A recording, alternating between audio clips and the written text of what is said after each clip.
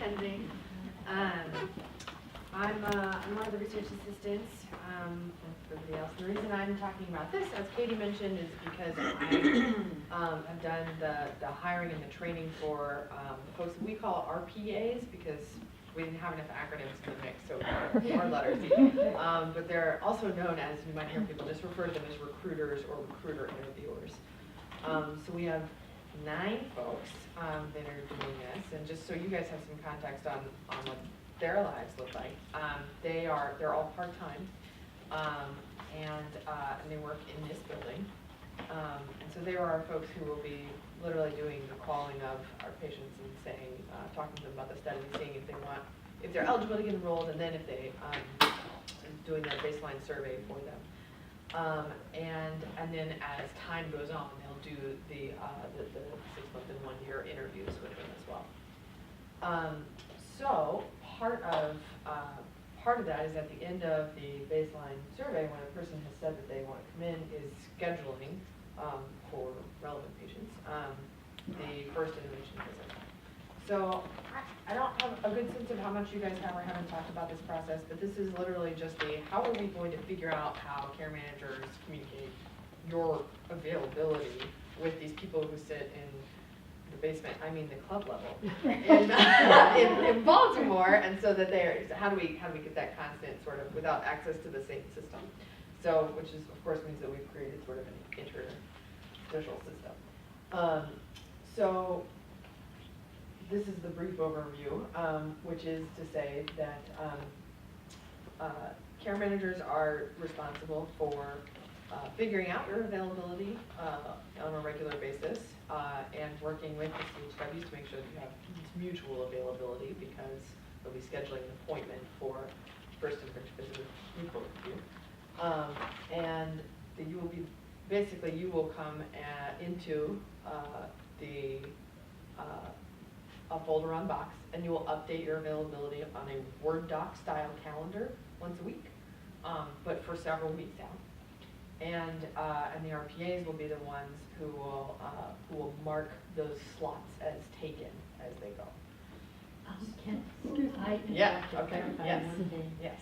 You said that the CMs will find out when the CHW is available and put in our mutual availability. However, if she's covering several CMs, that would get a little complicated for us to have to three-way get 3 people's schedule and the CHWs. So I thought initially I understood the CHW would put hers in individually and the screeners would be able to see the intersection of when they could schedule people. I see. So I think I kind of get what you're saying. So I would say that rather than that being sort of on the RPAs to do, my understanding is that conversation would happen between the CHWs and CMs. So if I'm a CHW and I'm working with 3 care managers, is that the scenario we're talking about? Okay. So then I would say, and it might be a matter of coordinating across folks. Maybe there needs to be a touch base where you say like this. There may be, it may make more sense for the CHW then to say, dear care managers, what slots are available for you, and figure out how to divvy those things up. But the problem being is she could say, okay, I'm available Monday and Tuesday next week, and I said, okay, I'm available Monday, you're available Monday. The screeners, though, unless they're looking at where they intersect, might be dual screening. So it's only one calendar between this. We're kind of calling it the care manager FIV scheduling, but the idea is that looking at overlap. So it might make more sense as we go through a little bit. But I think so. Everybody's on the same calendar. We don't each have our own calendar. The CMs and the CHWs are on the same calendar, and then there is one calendar per site per month. So if you're a GHCP Frederick, that's right.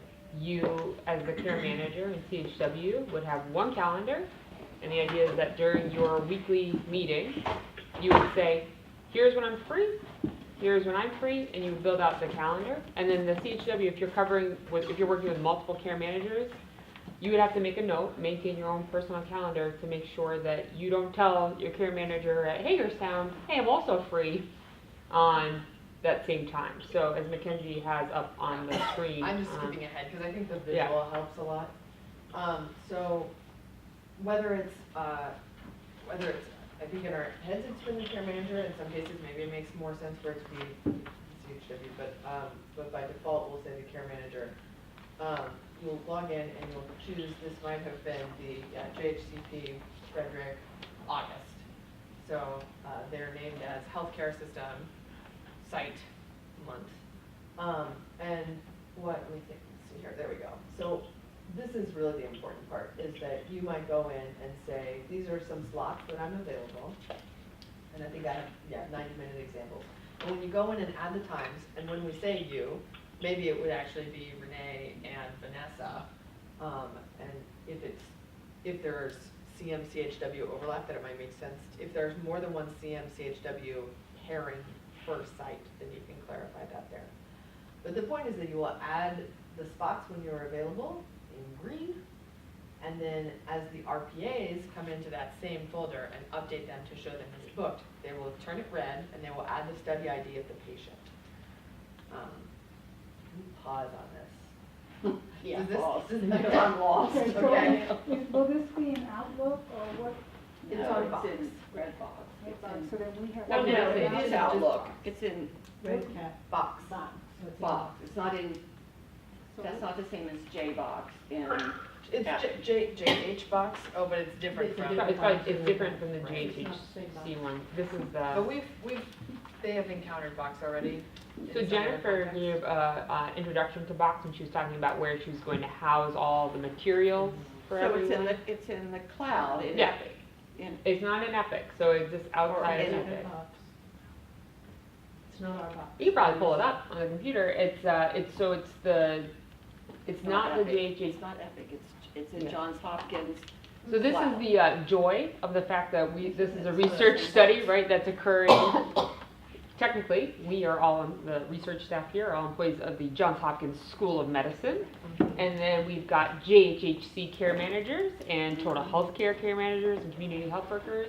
But for the Hopkins people in particular, then you're working in JHCP sites. So we have these silos that we can't get the 3 different people to communicate easily across. And so our recruiters who are going to be on the phone with the patient making these appointments, they don't have access to Epic because that's a whole world of information that they don't need to see. They don't have access to JHHC programs. They certainly don't have access to Athena or any THC stuff.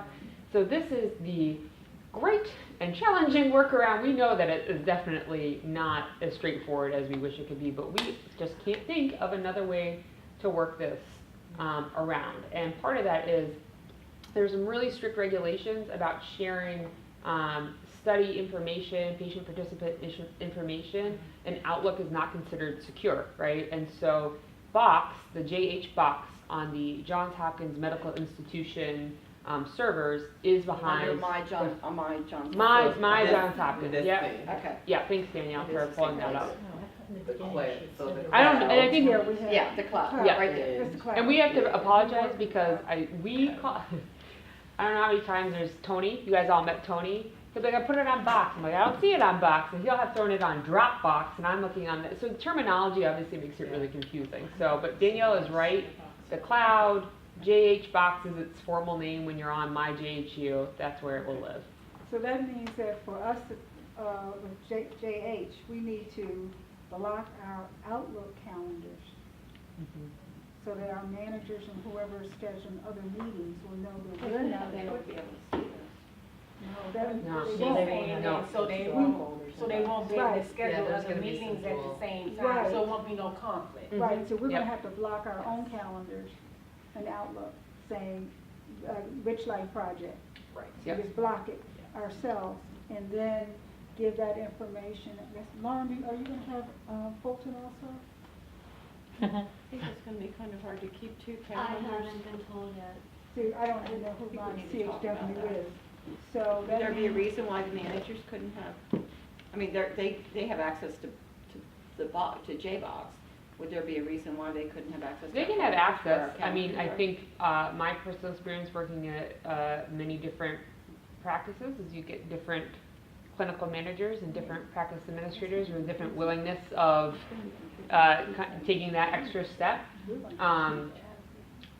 We recognize that this is going, it's a burden. It's definitely a burden, and it's the toss-up is at least the care manager, or not the care manager, the RPA is able to schedule that first appointment, and you don't have to spend the time hopefully hunting down people to schedule all these first appointments after they've been enrolled, which would be a way that would alleviate this whole, box calendar situation, but it would add this additional burden on your plate of like, ugh, now I have to how many times do I have to call this person to get them scheduled for an appointment? Whereas if the RPAs are able to do it when they've been on the phone and the person has just invested an hour of their time completing a survey, hopefully most people, you won't have too many missed appointments, and you'll have some. So it's it's a Sophie's choice, right? It's, do you, Just another thought for us, since we know about the different managers scheduling appointments, it may be best for us as a group to get together and say what days we're gonna, or what afternoons we're gonna block to Rich Life so that it will be known across the board. Let's say Tuesday afternoons. But it's all gonna be different. It's all gonna be. Because, for example, let's say the next 3 weeks I'm available Monday through Friday, or whatever, and you're available this, and that. But then Lauren, we can't put that on these calendars, so Lauren's gonna have to choose, well, I can be with her, so therefore my calendar's only gonna show at my site that I'm available one day, because she has to be with you the second day, and on another calendar the next day. So the way I see it, there's only, from what Travis said, there are only 5 CHWs. So there are going to be times we're going to have our slots where the CHW is not going to be available. Well, no, we just instead of me being available 5 days a week, I can only be available 1 day a week, because that's all I'll get Lauren for.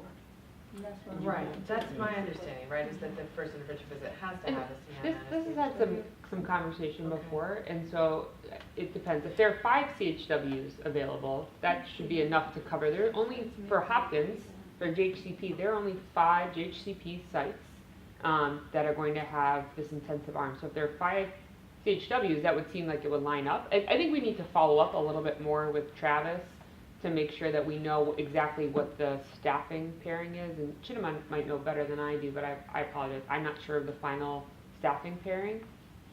And the other thing being is if what we're This is hearing. Mary, and I agree. I think Travis and some of the other program managers at Glen Burnie are going to be discussing this a little bit more in detail in regards to how it's going to work in real life with the CMs and the CHWs. Because as the CMs know, the CHWs have other responsibilities with other home visits with members in our everyday work life. And the coordination is going to have to kind of be a little bit more flexible in regards to meeting with the member in the program with the CMs. Yeah, I think, thank you, Mary. I think that's where I was trying to get to, is that if what we're hearing is that, one, you're only going to have 1 day of availability if that's what it takes to match up with the CHWs, we might need to think about some more flexibility in that, which would expand the roles and change how that first intervention visit would look a little bit. Right before, community health worker was supposed to help distribute the home blood pressure devices and train the patients about how to take them. Community health worker is not there. Care managers definitely got to do that, because we still want that to occur.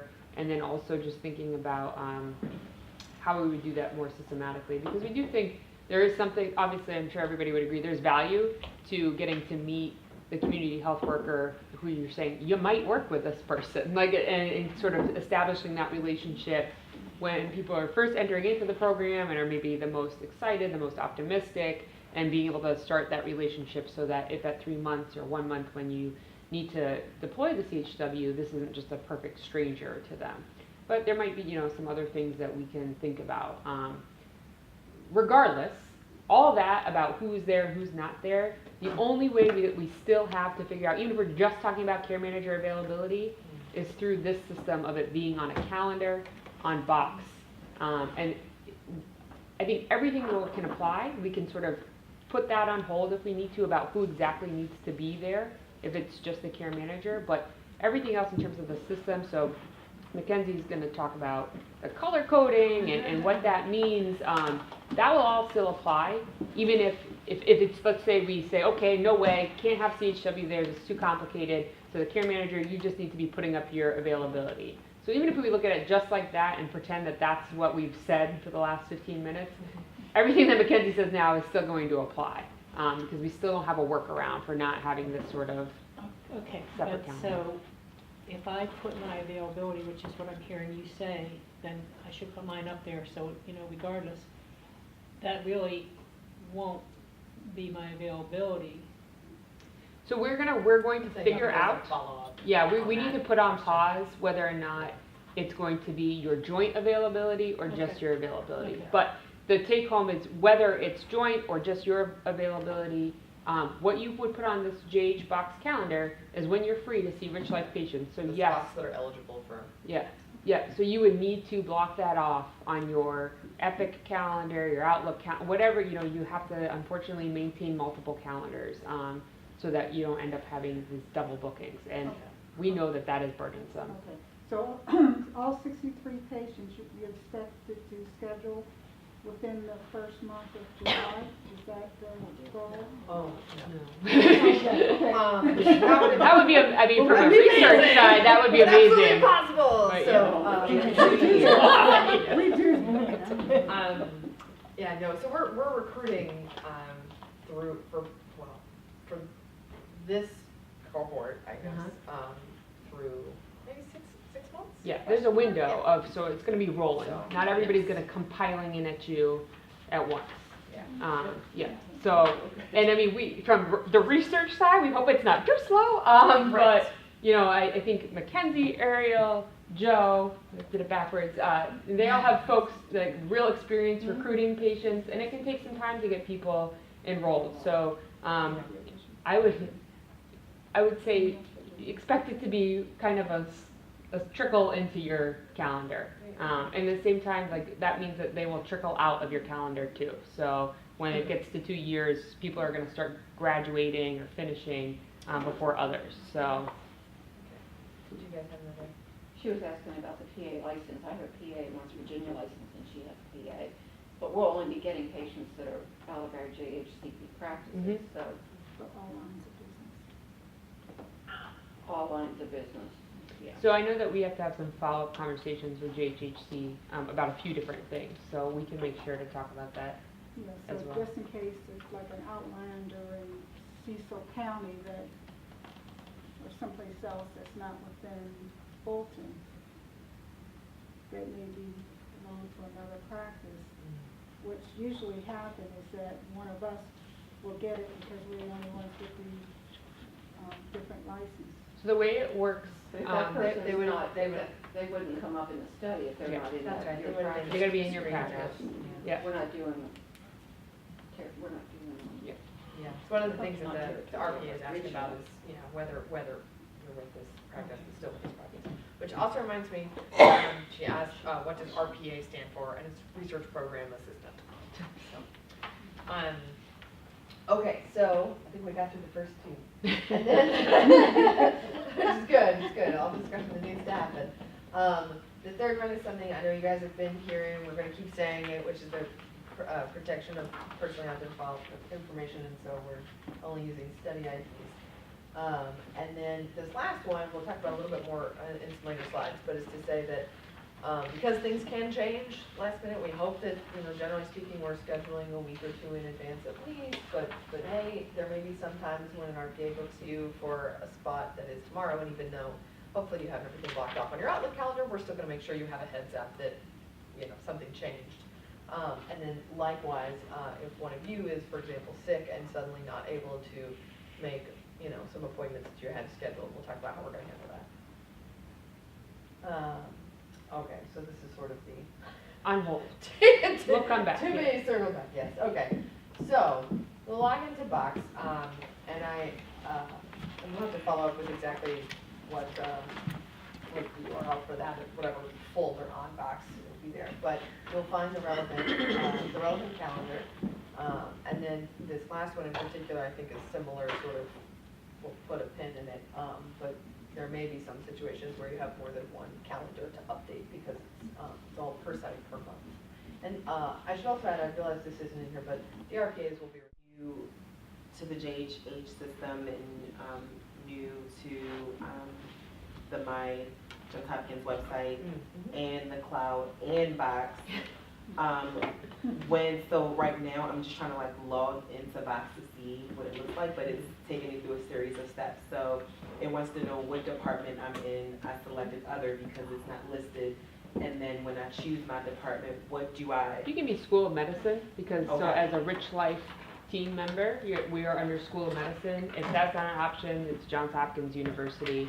We're not Johns Hopkins Hospital. We have no affiliation with the hospital. That's not Or an option. It's general, just general internal medicine. engineering, finance, HR, IT, legal, management, marketing, course. operations, product development, and then there's other. Other it is. That's weird. So yeah, School of Medicine. So if you ever, that question ever comes up about how you're affiliated, that's it. You can also email, call, shout really loud. We'll probably be around working on a blood pressure machine. No, and we'll can answer those weird questions. We've all had to navigate them as employees ourselves. Yes. Okay, so you'll pull up the calendar, and I'd say it'll look something like this, but ideally it would actually be much more filled in. And then we did already sort of talk about you'll add the time slots when you're available in green, and then when one gets booked, it is flipped to red by the RPA, and they add this WAD. One more question about the box I was just reading. So you guys will invite us Mhm. as participants to be able to view the folder? Yeah. Okay. And we should probably send some, if we have it, or do we have like Here's out of the box instructions? So Jennifer went through some of it, but we can do it more formally. I don't think she Box mentioned it gives out. them a tips and tricks folder, like the first thing you Yeah, get. but even just the account Yeah. stuff, yeah. Okay. Okay, so once it's open, one of the things that is nice about Box is that you can, as long as you are, I think it's as long as you're on a computer with Microsoft Office Suite, you can open, still in the web page, you can click open in Word, and you can edit the document, and it'll automatically save, because it's sort of recording things in real time as you make changes, which also helps us, in the very off chance that you are opening and looking at that document while you're sitting somewhere that's not in this building, while the RPAs are also opening and looking and making changes to that document, we can make sure that both sets of changes get saved. So if they were in it, we could get in it at the same time? Yes, yeah, and you'll get a little notification that says, there is a newer version of this document, would you like to view it? And you say, One thing to note with that too is oftentimes there can be because it's processing so much information at once, sometimes it can get slow, and if you're ever encountering issues with that, there's also the option to just open up the document itself, make your changes, and then upload a new version to it, so you can always keep that reoccurring, so. Yeah. I've noticed, I've just had problems sometimes when I'm working and it slows down and then it tracks everything. yeah. So, and sometimes it's. Yeah, generally speaking, you get, the RPAs will probably be in it a lot more than you guys, so, Yeah. that you're only probably only gonna be in it weekly-ish. Just making sure that everything is still current in terms of, yes, I really still am available at that time, that's still green.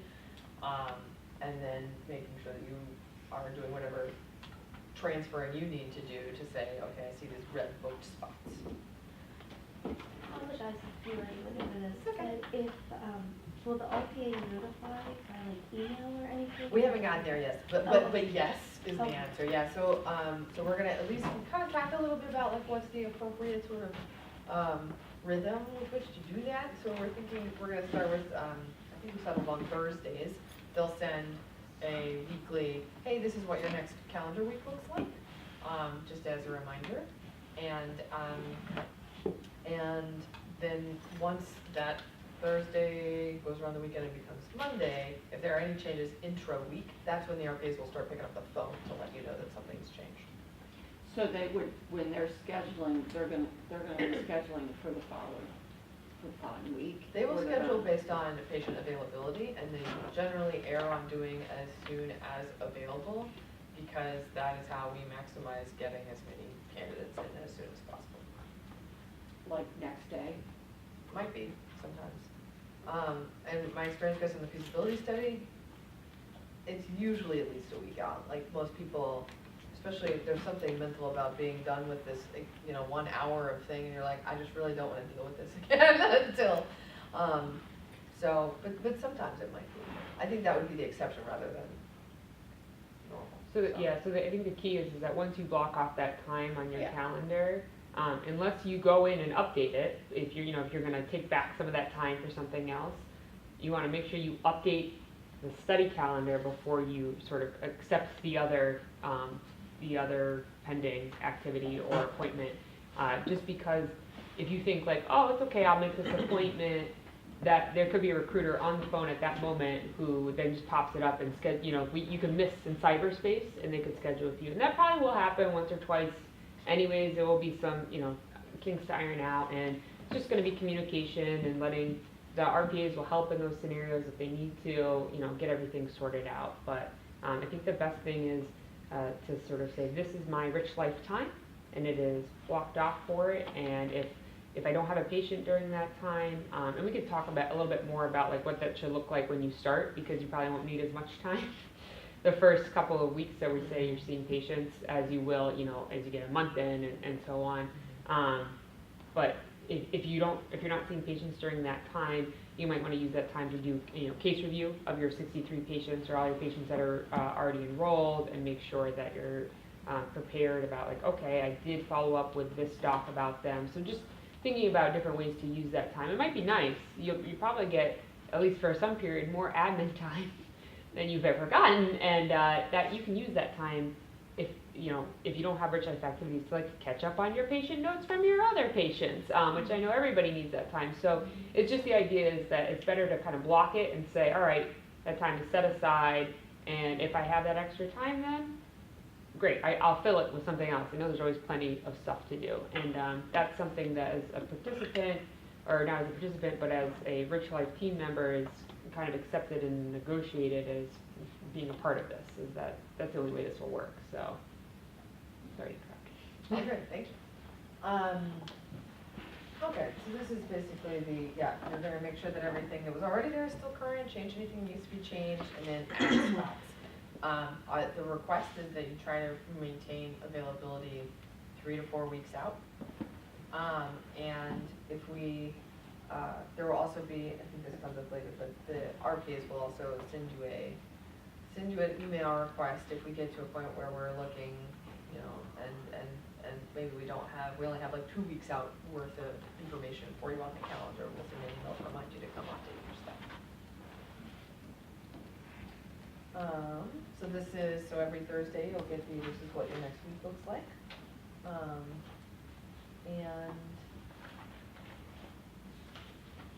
Okay, so this is probably again a little bit of a pen, but for example, it might wind up making more sense for us to have the RPAs call the CMs and the CHWs, depending on how the pairing works out. So I'd say that third bullet is probably another thing to be followed up on, but the idea is that we want to make sure that everybody who needs to know that something has changed urgently knows.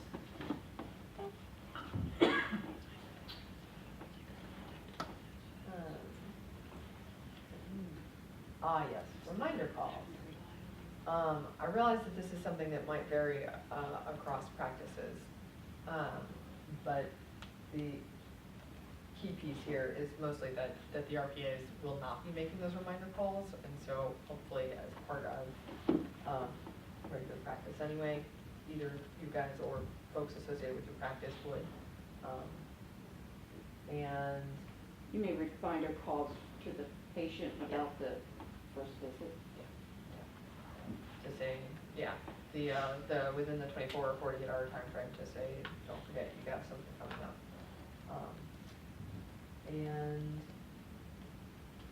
And so then the rest of this is in the case of something where you guys need to change your calendar urgently, you'll coordinate directly with the patient in terms of the rescheduling. We should also let the recruiters know, like, so you're gonna work with the patients, you're gonna update the calendar, and you're gonna proactively actually email and call the recruiters. So this is if something is happening like within the next day or two. We just wanna make sure that we're all covered so that they don't continue to book patients against that time that we thought was available. Does that make sense?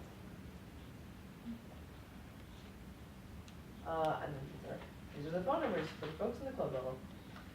I think that's it. Anything else?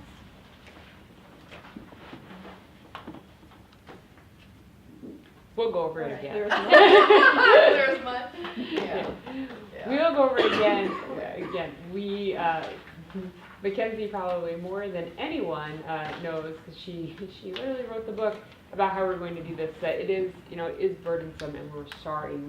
We wish that they made it easier to talk across organizations, but there's just no way for us to do that. So, Question, and I know everybody's different, but is there a set amount of hours per week you want us to be able? For example, I still have my other caseload, so am I going to set aside, 4 hours a week to give to you for this project, or is there a certain amount of time? Like you were saying, part of this premise was the participation part. yeah, so- and I think that that's a great question, and one that we need to be able to give you more clarity on. Okay. And I don't know the answer to it right now, and I think that's going to have some more conversations with JHHC and also with Total Healthcare, just to make sure everybody's clear on what is approved in terms of time and what that means, because of course you have your existing caseload and everything like that. So, sorry that I can't answer it better right now, but. Well, I could see that it would change because, the first month's gonna be a whole lot different than the 4 months when you have 16 grades. Yeah, exactly. So you're going to think that there's going to be reach a certain point where you'll have all the patients enrolled, and 4 months sounds like a great, potential time where you have your full panel, or 3 months in. And so for that time, for the next 18 months or 21 months, you'll be pretty busy, and then it'll start to taper out as some people start to again finish their 2 years in the program, and you'll sort of have that taper down just as you had the taper up. But in terms of specific amounts of hours that can be dedicated or that have been agreed on, I don't want to misspeak, especially with JHHC, about what that might look like. But we can. It's a really good question, and I think it would be. Yeah. I know if I were in your shoes, I would want to know that, right? In terms of how do I balance this, and what does my organization understand and expect. So we'll work on making sure that that's really clear. I just have one question. How would you know who the patients will be? How would y'all be picking the patients? Like in general, you mean, how are patients? There's several parts. I think of it as a funnel, and there's several parts to the funnel. The first biggest part is, patients who are at the healthcare systems and the clinics that we work with. And then there's a sort of behind the scenes level of filtering out that happens with our data managers communicating with the different healthcare systems, where they say, who are the folks who have a hypertensive diagnosis and who have had a blood pressure measurement that is unmanaged in recent history since they got their OMRONs. And I think there's maybe a few other things to get filtered out. So they have to hit all the eligibility so, criteria, yes. and So basically, Kit Carson, she says, here's all the data I need, and they spew it out in a report from Epic, and they give it back to us, and it's all done under extreme, protection and agreements between the organizations. So basically, what happens is Kit gets this huge, hopefully, pool of data, and then that pool of data gets handed over to the recruiters, and they just start cold calling. Well, that's not fair. We actually send them a whole packet of information, and people have the opportunity to say, do not call me, before people start calling. But then they just start calling and working through this hopefully huge list of people that she gets right out of EMR. And so at that calling level, there's still the are you eligible? So there's a few more sort of specific track questions that we do, and then okay, you're eligible. Are you sure you're interested? We do go through the oral consent process. I also think, I have no idea where in the binders, but I think somewhere there is a piece about patient recruitment. There's a little blurb on how we Yep, so I don't have the binder or appendix or table of contents in front of me, but there is a section on patients, what the eligibility criteria is, and then how they're recruited into the project. So, other questions? Did I answer your question? Well, yeah, the only thing I think it is, you know, you're gonna be talking with JHC and Total Health and so forth. Because I think that just kind of triggered when you were talking about setting up the appointments. The other thing we have to look at is where we're gonna meet with the patients at the site. I don't know So if you're yeah, aware of we've some definitely been sites, talking about that. there's no Yeah. space, so if I feel like there's actually hour. never any space, right? So yeah. that is part of the whole actually Conversation. agreement, and yeah, to make it happen is that you have to have space, and it has to be private space because given the nature of the conversations, you need to have a workstation available for you in that space. You can't stick you in a closet without a computer, with access to Epic, without a phone. We've had to work through this before with JHCP and past projects where we're introducing new care managers and trying to, I mean, it is flexibility, which I'm sure you're already used to in some Well, ways. yeah, but- and the thing is, what they do right now, though, you couldn't do with a patient, it's not private. So Okay. like some people like are stuck in the hallway, or, for example, I have an office, but there's no door or anything on it, and I share it with another Care First case manager. So it doesn't lend itself to patient privacy per se. Currently, like, I can go meet with the patients if they have an appointment with the doctor. You know, I go beforehand or afterhand, I squeeze in there type thing. There is a conference room, but that's based on availability. Yep. So when they're scheduling these appointments, that's what I was wondering. So it's been tricky, and we've had to negotiate this at Total Health Care. I know that it's always the case that space is an issue because there's somehow we're always constantly understaffed, but also out of space.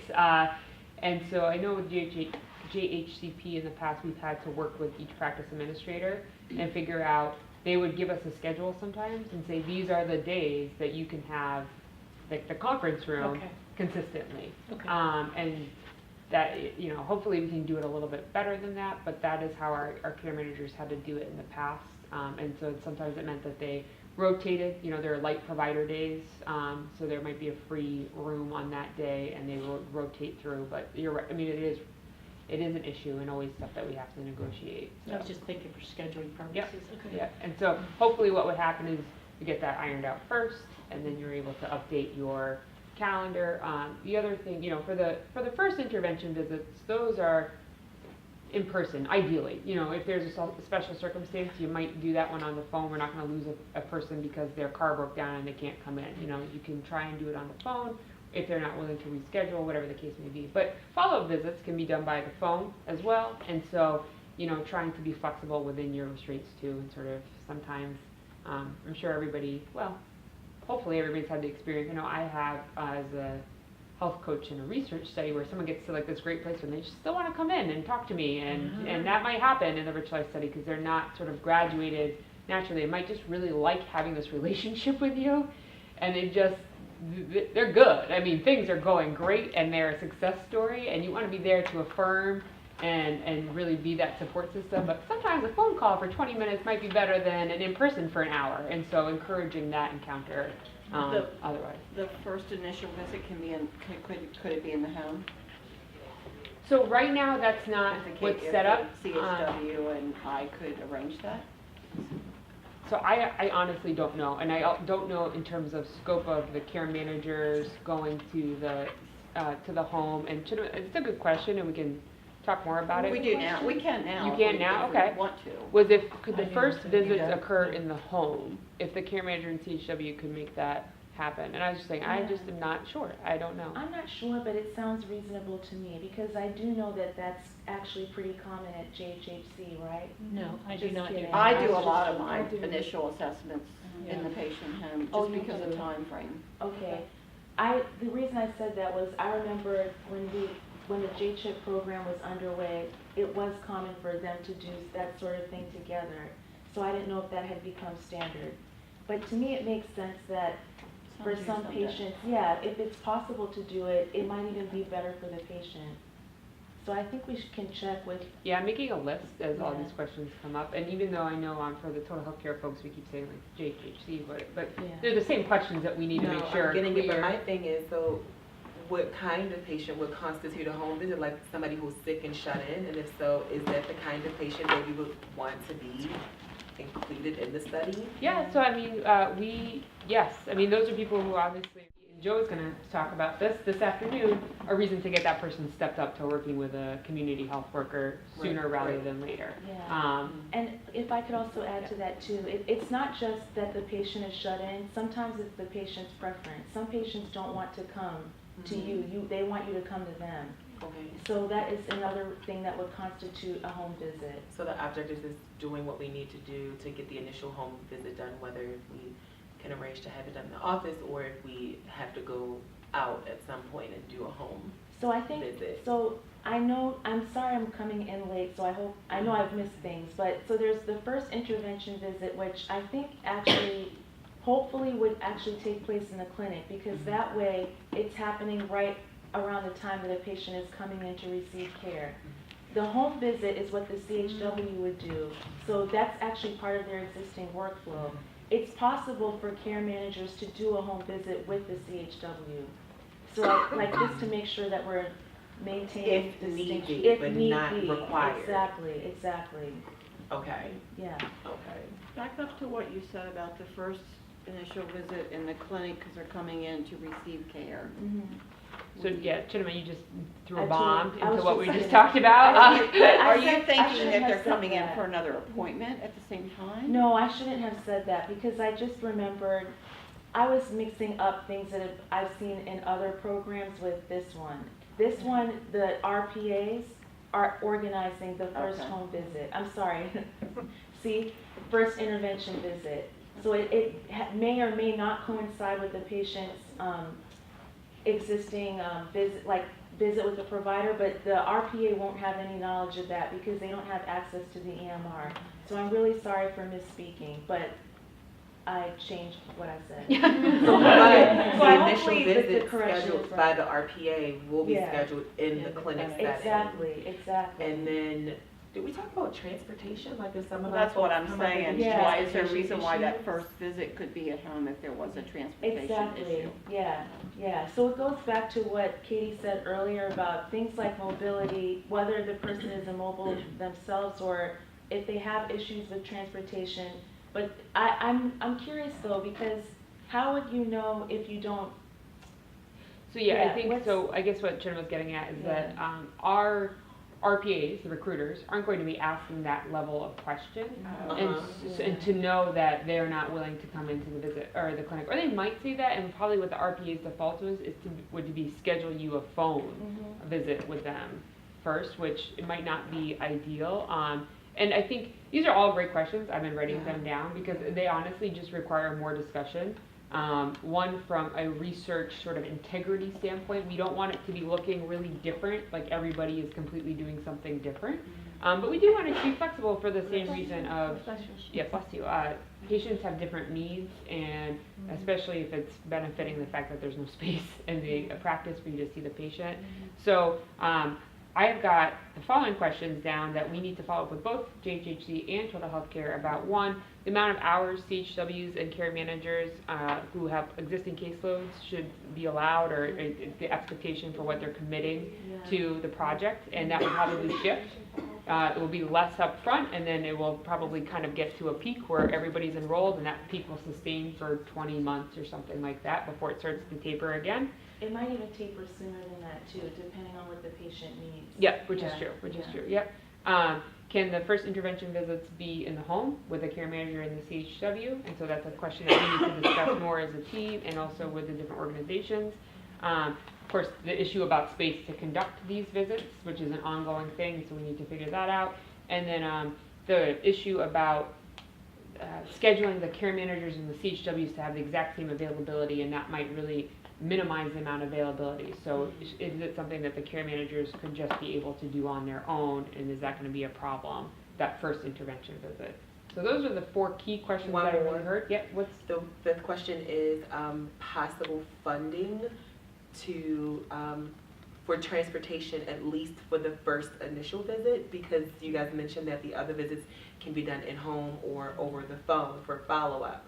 So if at least, I don't know if that's a stretch, but I think it would really help essentially to get folks in if they aren't able to get in on their own. Because I'm gonna tell you, I do this kind of work already, and a lot of patients, they don't want to come in unless it's not their like a regular medical appointment. Even though they've signed up for the study and everything, sometimes it's kind of a struggle. So you almost have to call them and sort of give them all the like benefits of coming in to meet with me over the phone. But one thing that can sort of help to funnel the patients in, at least for the initial visit, is sort of getting access to assistance with transportation for the initial visit. Yeah. Okay, that's a really good point. Okay. If more things come up, taking notes, more questions, and you're really participating in the research process. So most of our days are spent at meetings just like this, where we talk about what are the issues and what are the potential solutions to overcome them. And sometimes we don't have the answers, and we just need to follow up and make sure that we're talking with the right people to get those answers and then reporting back. So thank you for bearing with us, but also thank you for asking these questions so that we can make sure that this works well, or as best as it can. So iterative process. Just keep talking. So, any other questions, or are folks ready to break for lunch? Yeah. That's terrible. All right. So I think we have until 1:30. So maybe just make sure if you're going out to come back by like 1:20, because I think we're going to break, or 1:25, break to a different room, right? Yeah. And so I think we have this room scheduled, and we have the Welton room. And so let me just introduce you really quickly to Mr. Demetrius Frazier, who's a great friend and colleague. So we've worked together for the past few years, actually, on a community health worker program that is based with Sisters Together and Reaching. So he started off, he was a CHW supervisor, and he's gotten promoted and gotten fancy, so I don't know what his title is now. But he's going to be doing one of the instructors for the training for the community health workers with the patient education material. So he's joining us for lunch. He's an expert in this area. He's awesome. I'm sorry the care managers won't get to hang out with him, but you'll get to hang out with him at lunch.